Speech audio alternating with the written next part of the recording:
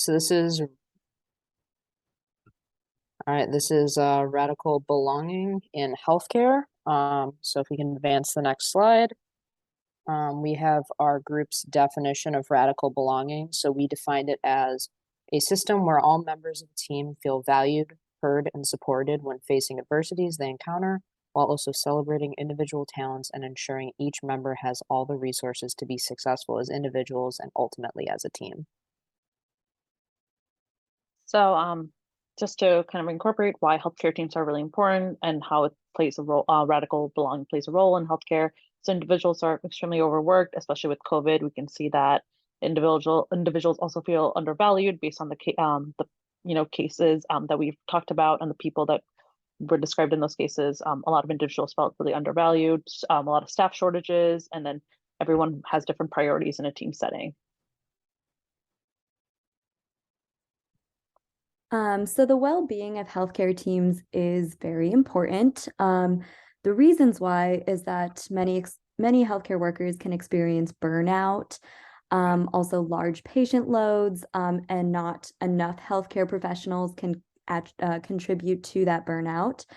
In several cases, the healthcare system values productivity over everything else, and that factors into kind of individuals being overworked and undervalued, as Sam was talking about earlier. The power hierarchy can be difficult to navigate. So oftentimes healthcare systems are organized by a very specific power hierarchy. And for people who are kind of at the lower end of that hierarchy, it can be difficult for them to navigate and have their voices heard by people higher up. So moving on to the next one, it can be difficult for healthcare workers to voice their concerns. The healthcare system is stressed out when no one else is in the community is. So sometimes I think there was a case talking about how a lot of the healthcare workers were seeing the day-to-day effects of COVID in the hospital, and at the same time realizing that people outside of the hospital were not taking COVID seriously. And so that kind of causes or adds to the stress that the healthcare workers are experiencing. And when someone is focusing on well-being, it can be seen as selfish. And that leads to people kind of not prioritizing their own well-being. And when it's a large corporate organization like a hospital, it can be easy to feel unvalued or undervalued. And then frustration at the community, again, for the non-adherence to COVID regulations. So these are all kind of attributes to what can cause people to get more stressed out, more burnt out in the healthcare field, and why prioritizing well-being is important. Okay, this is going to be on the effective teamwork and belonging, building on what Sonia just presented for us. So we're going to base this on our core values, because for effective communication, we talked about how important that is in teamwork. We need to focus on proper conversations and be aware of other professions around their roles. In the group, we discussed how important it is to recognize every member of the team in creating the well-being going forward for the patient, which is the goal of the team. To create a comfortable environment, people can ask questions and raise concerns. We don't want to be hostile. We want to be able to create a level playing ground for everyone to talk about their feelings. And we want to be active, not passive in communication.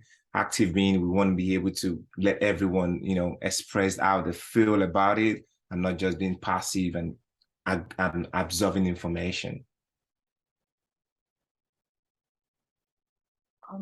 So our proposal for the cases that were presented to us at the Fairview Hospital. So the first thing was radical belonging at an organizational level, just because we're looking at the organization as a whole, which is the entire hospital. So we, just to promote radical belonging, we said we should have debrief sessions where leaders and spokespersons from all different teams at team level can look over the problems in the workflow and incorporate feedback that are given from individual and team level. Also, as an organization, they can reorganize the budget just to determine if sick leave is possible and consider pay raises or bonuses, as some individuals in the cases had voiced concerns about that. Also hire an individual to investigate concerns, just because everybody has different things that are going on in their lives. There needs to be somebody who can look at everything and look into anonymous concerns and create action steps that can be used and can be placed and actually worked upon. I also reach out to community companies to promote like healthcare heroes. Specifically in the past with COVID, there's a lot like communities really stepped up, and Starbucks did like a free coffee for a week for healthcare workers. McDonald's also did something, so we can incorporate that just to make sure that everybody feels valued and has like just a little bit pick me up. Also, the last thing was promote community outreach, just working with newspapers, TV, social media to spread information about what's currently going on, as some people voice concerns about just how the healthcare system is kind of really stressed out while the community isn't aware of the challenges the healthcare system is focusing on. So just kind of getting that message out there. Also like a healthcare van to go out to underserved and marginalized communities to offer free health services and vaccines to the community. It can be staffed by just numerous healthcare professionals from the community and from the hospital, just to kind of take the burden off the hospital and also go to really areas where there's really work and help that's needed, just to also just get the message out there and to also provide help. So to promote radical belonging at a team level, our first idea was to have each department within the hospital to schedule regular debrief meetings within their team so that it can allow people of the same profession to be able to sit down, discuss their struggles, their successes, their challenges, and relate with people who are in a similar situation as them, as well as reconnect with those people and really promote that sense of community that COVID took away through the isolation over the last couple of years. It would also make sure that we're promoting well-being by not only getting people meeting together again, but also allowing them to discuss their concerns and their grievances to make sure that everyone's voice is heard. And it also allows for those emotions to get released and not pent up, which could be critical for reducing emotional burnout among the people in the hospital. So now to like break down the teams even further and take what Erica was saying and bring it to some higher ups. So we'll have a representative from like each of those different breakout groups. Thank you. Sorry. So we'll have a representative from each of those groups kind of go into and meet with some higher ups, and it allows for people to feel like they're being representative at all levels of the hospital, not just within their team, but with the higher ups as well. And they feel better, they feel like they're being heard, and it decreases that feeling of burnout from not being heard. And then you can do like team bonding activities, just kind of like maybe everybody bring in some kind of lunch, like appetizers or whatever, or go out to dinner as just friends or coworkers. Do little snacks or treats that you could bring during those huddles and those little debriefs within their team, or just like casual events planned outside of work, like going bowling or doing a painting class, or even just going to dinner.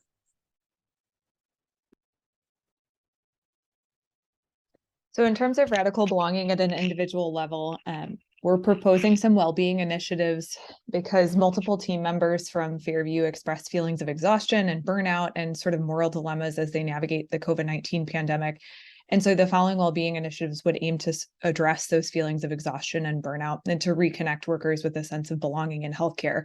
So the first is to ensure that mental health resources are available and accessible. So counseling and therapy should be adequately covered by insurance, as well as these services should be accessible at the healthcare facility so that workers don't have to find additional time in their schedules to travel to an appointment.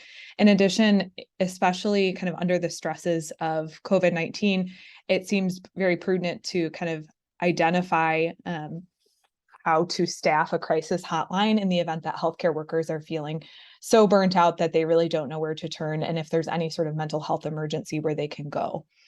The second initiative would be to create time and space for individuals to reflect on making meaning in healthcare. There were some folks who articulated that they were having a hard time feeling connected to their calling in medicine and their calling in nursing and their calling in the healthcare work that they do. And so we'd like to ask members of the team to reflect on what brought them to medicine, and then to provide time and space for team members to share that with one another, not only as a way to build community, but already built into a scheduled team meeting, which we've already discussed as an important element of building radical belonging in healthcare. So next, we'd also like to propose at an individual level that there be some DEI initiatives. So several team members did raise concerns about feeling safe and accepted in the workplace because of behaviors and comments that are made, and also just because of some of the strong and polarizing opinions that have come up around social and political issues during COVID-19. And so these DEI initiatives would include kind of making sure that implicit bias and bystander intervention training for every healthcare worker is done on a regular basis, so at least annually. And then, as we talked about at an organizational level, encouraging folks to go to their ombuds representatives. So really at an individual level, making folks feel safe and making sure that their data and their anonymity is protected by that ombuds person so that they can report unprofessional or inappropriate behavior. And then also related to that, kind of encouraging individuals to fill out surveys if there are system-wide surveys that are kind of trying to elicit whether or not the workplace culture needs to change.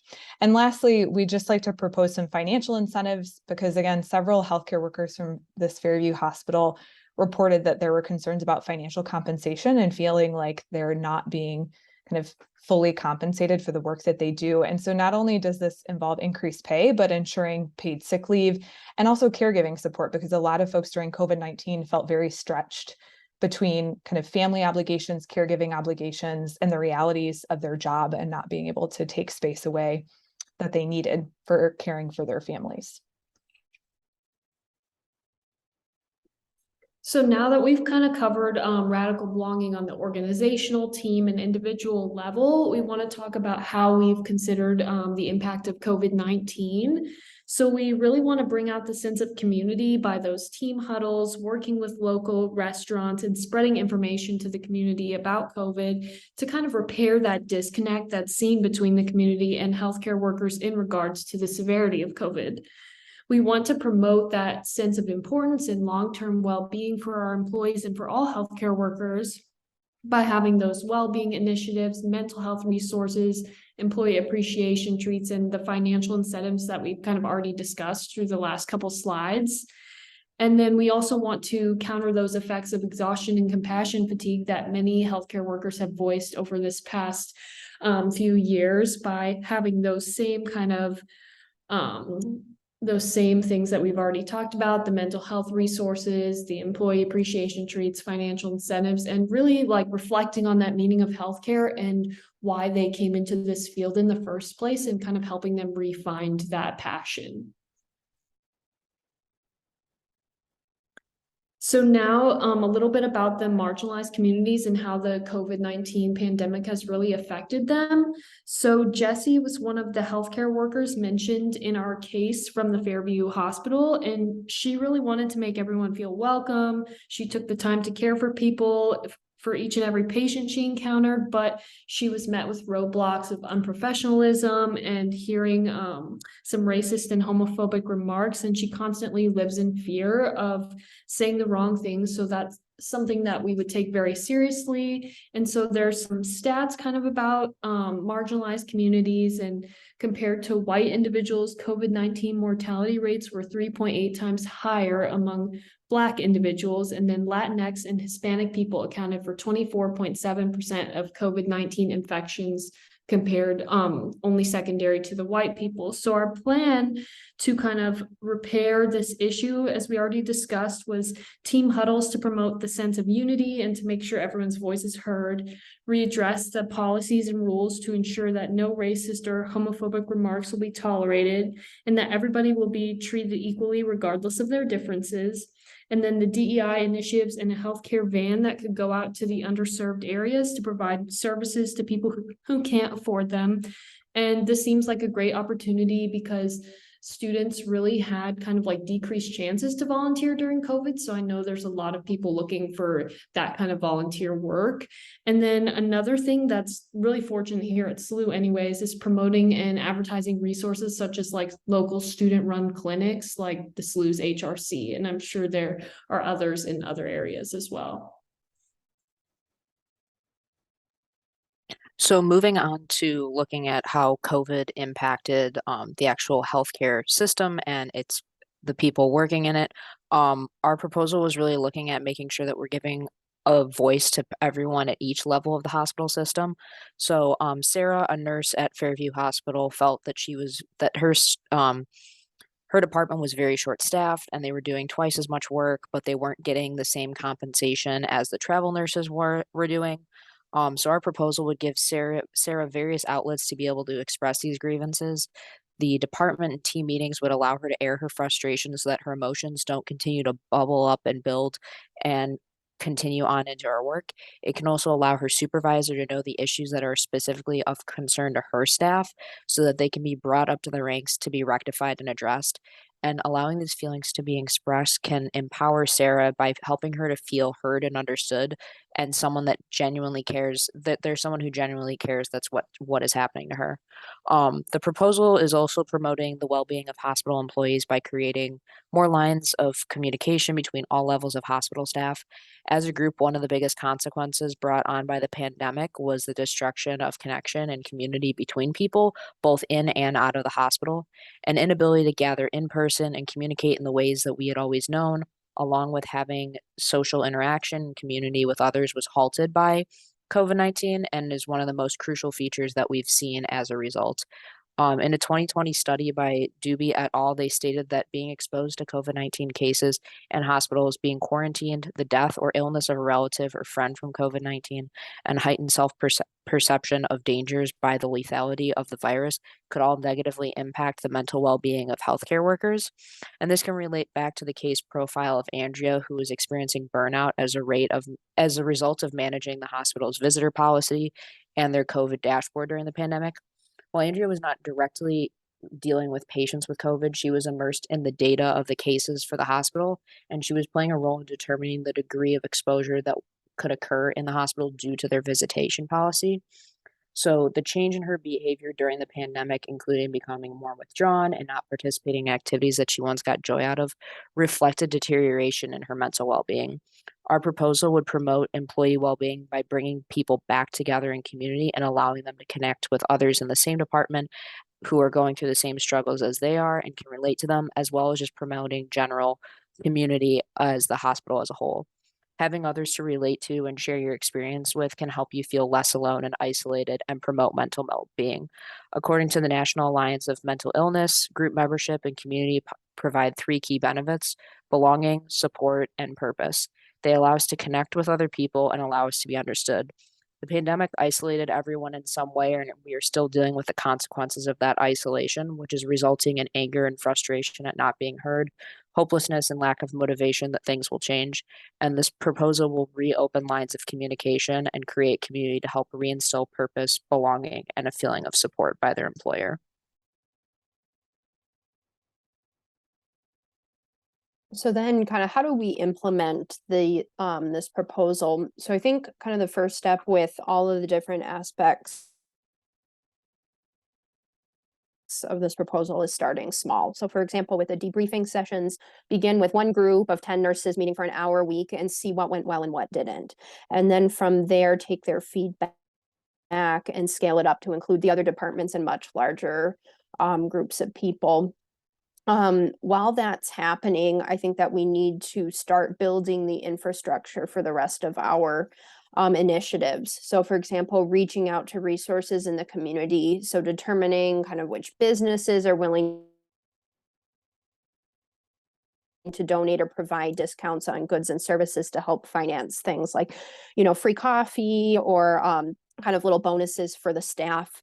Also determining what resources are available within the hospital. So for example, if we're going to promote, wellness and mental well-being, making sure that kind of the mental health counseling services that are available at the hospital or through that health system are also available to staff if they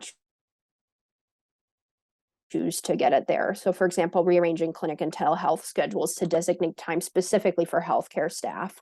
Also determining kind of what food services are available. And then also, I'm sure that probably Fairview has some form of a system for reporting mistreatment or harassment, but then really looking at kind of how that system works and whether or not it's able to create change in people, making kind of racially insensitive comments, or going about activities that are discriminatory.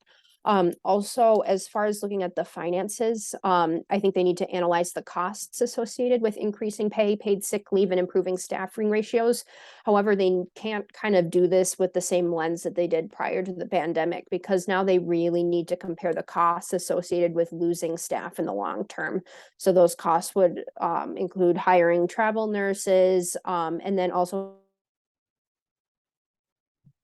having to close units and ORs in the hospital due to staffing shortages. And throughout kind of these implementation, we need to receive feedback from staff on the impact of our interventions.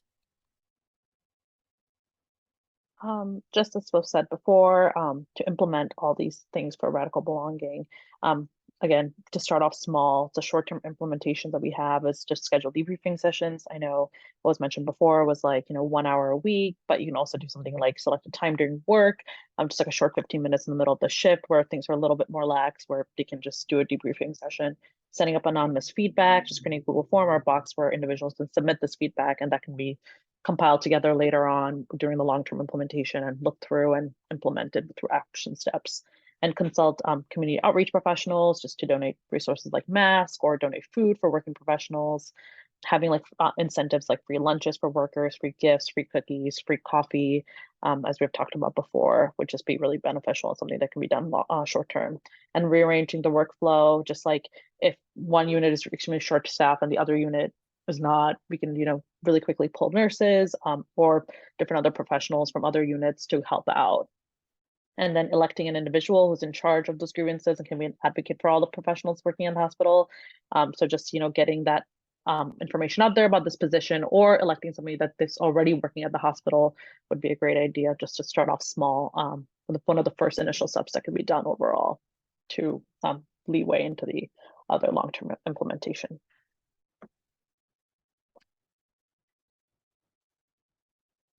So then as far as implementing this long-term, I think that the debriefing sessions need to be made a routine part of the work week. So designating 1 hour time slots for various teams to debrief, and then make sure that during those times, the workers are not burdened by their patient care responsibilities. As far as well-being, making sure to communicate with staff how they can engage in social activities with coworkers in a way that's COVID safe, bringing back happy hours, bringing back kind of getting together outside of work, but make sure that they kind of, know ways to do this safely. As far as mental health resources, providing a certain number of free sessions to all employees, and ensuring that there are some visits that are reserved for employees. As far as DEI initiatives, need to optimize the process for reporting mistreatment, and also making sure to implement mandatory annual implicit bias training. And then financially, just you need to look at the long-term financial impact of losing staff to burnout. So even though it might not, or might seem like a bad financial decision now, offering competitive compensation to retain good qualified workers, and then also offering sick time and vacation time. It seems expensive now, but it is cheaper than having to hire travel nurses and close down half of your ICUs because you just don't have people to work them.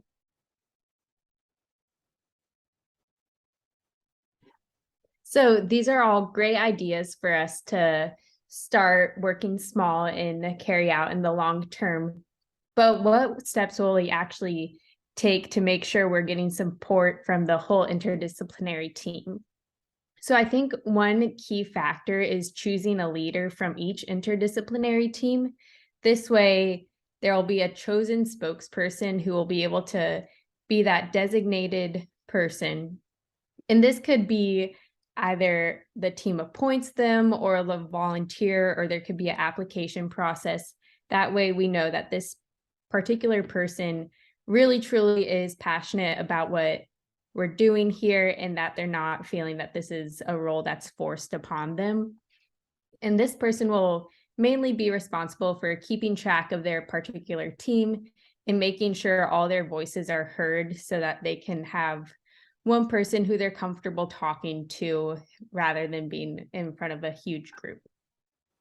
So with that said, I think we all agreed that the debrief sessions are going to be a huge factor in this. So that designated spokesperson could go to these debrief sessions. And at these sessions, I think a good thing will be to just discuss all the feedback from the team, from each team, and just communicate possible solutions for any roadblocks they might come up with, or just celebrating those victories and encouraging people to keep chugging along. It will also be important to discuss what the main goals are for that week and that month. Like we said before, starting small and then increasing upon that. And then just encouraging open communication without a fear of getting in trouble for any of the team members. And lastly, I think with all of these different ideas, it will be important for us to divide these responsibilities evenly amongst all the interdisciplinary team members. That way, everyone feels not overburdened by any of these ideas. And they can, like I said, they can discuss their progress and any barriers that they've met. And that way, each team can either help one out or just discuss different ideas or other possible solutions.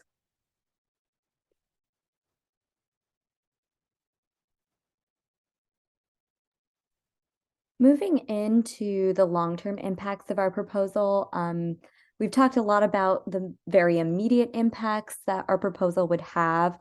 And so this kind of outlines just looking into the future for Fairview Hospital.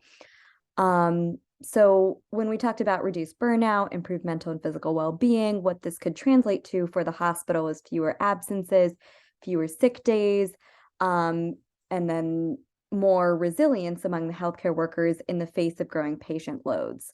Additionally, the hospital would spend kind of less money making up for the absences and making up for the people who are taking sick leave by paying for travel nurses and things like that. Stronger sense of community would translate to higher organizational commitment. So this would likely lead to decreased turnover of skilled staff and less resources spent on training and education, with increased recognition of healthcare workers amongst their peers and within the community. This could translate into better communication between departments within the hospital, and likely fewer mistakes made due to poor communication when it comes to healthcare. And then positive work environment that accepts all individuals would likely translate into a set of employees from a diverse background of various cultures, economic status, social backgrounds, etc. And with this, diverse staff may better highlight discrepancies in healthcare provided to particular groups of people.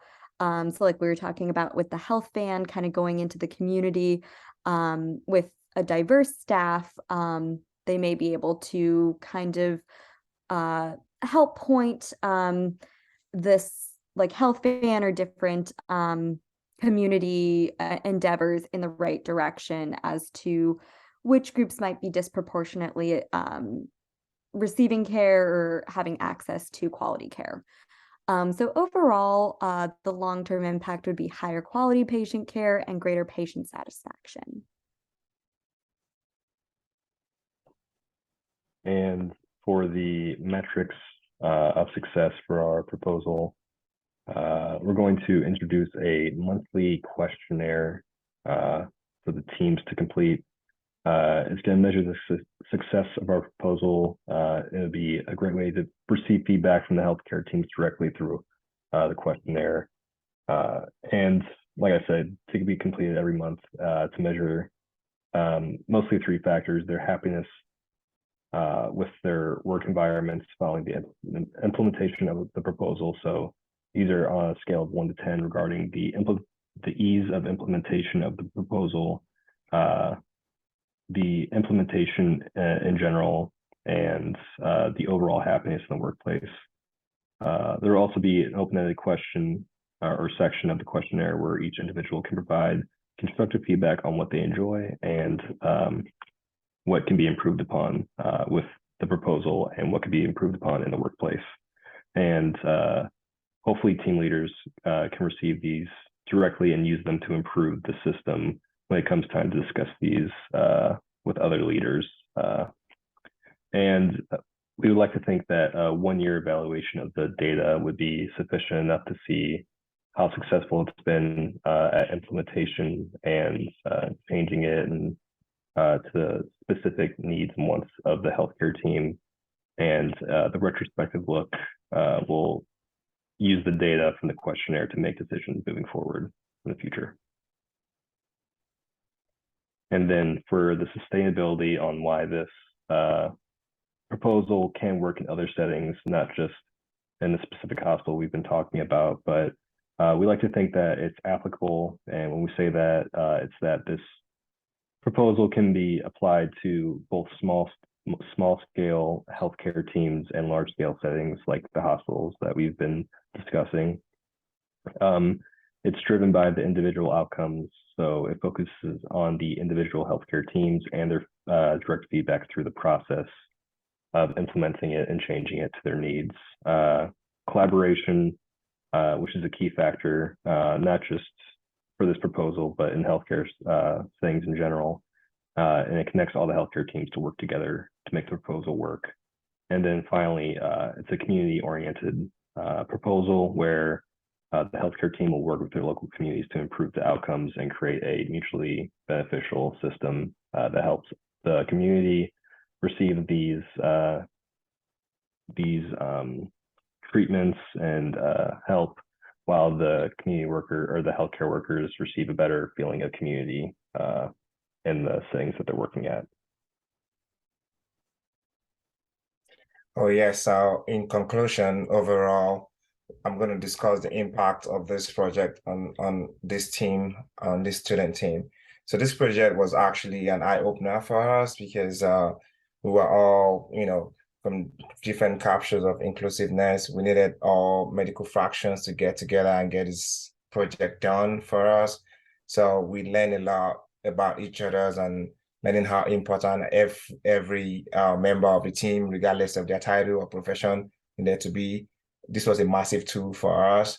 We had a different timetable, we had school obligations, and I love how every one of us, came together, communicating on different multiple medias and to get this project done. It was very interesting and accommodating, and everyone was involved in it from the onset. We agreed to work on the project at individuals' free time and allocate agreed time that works for everyone to discuss each level of the project. And I must say, it was impressive to see the whole team comes together and everyone wouldn't mind to work with them. Anytime I get a chance to work with this team again, I would definitely want to sign up for it and work with every one of us. I appreciate what we have all done here and come together as a whole team and reliability on each other's work and being able to pull this project off. We appreciate the opportunity to work on this project. Thank you.